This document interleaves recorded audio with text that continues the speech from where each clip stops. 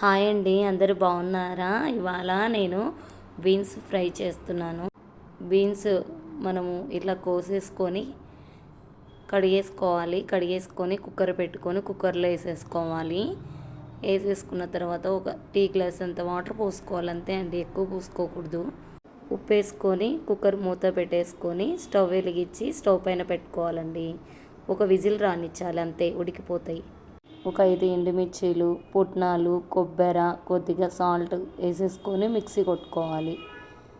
Mixie కొట్టుకున్న తర్వాత లాస్ట్లో వెల్లుల్లిపాయలు వేసేసి ఒక తిప్పుకోవాలి. ఇప్పుడు విజిల్ వచ్చింది, స్టవ్ బంద్ చేసి చూసుకుందాం. ఈ కొద్దిగా వాటర్ ఉన్నాయి కదా, అవి వంపేసేసుకొని మనం పోపు పెట్టేసుకుందాం, అంతే, ఉడికిపోయాయి. స్టవ్ వెలిగించుకొని ప్యాన్ పెట్టుకొని ఆయిల్ పోసేసుకొని పోపు గింజలు, ఎండుమిర్చి, ఉల్లిపాయలు, వెల్లుల్లి, కరివేపాకు వేసేసుకోవాలి. మంచిగా వేపుకోవాలి, గోల్డెన్ కలర్ వచ్చేంత వరకు వేపుకోవాలి. నేను చూపిస్తున్నట్టు చేసుకోండి, దాంట్లో ఉండే వాటర్ అంతా వచ్చేస్తాయి. ఆ వాటర్ అంతా తీసేసి పోపు వేసుకోవాలి, ఇట్లా అంతా మ్యాచ్ చేసుకోవాలి. ఇప్పుడు పోపు వేగింది, ఇప్పుడు ప్యాన్లోకి వేసేసుకొని మంచిగా కలుపుకుందాం.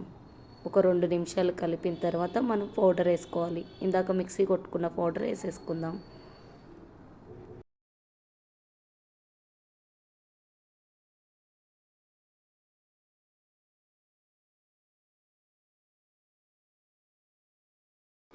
ఈ పౌడర్ని ఇట్లా చల్లేసుకోవాలి, నేను చూపించినట్టు చల్లేసుకోండి.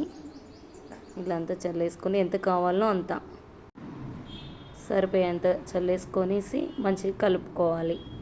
అయిపోయింది, కలిపేసుకొని ఇక స్టవ్ బంద్ చేసి కిందికి దింపేసుకుందాం. వీడియో కానీ మీకు నచ్చినట్టుంటే లైక్ చేయండి, షేర్ చేయండి, సబ్స్క్రైబ్ చేసుకోండి.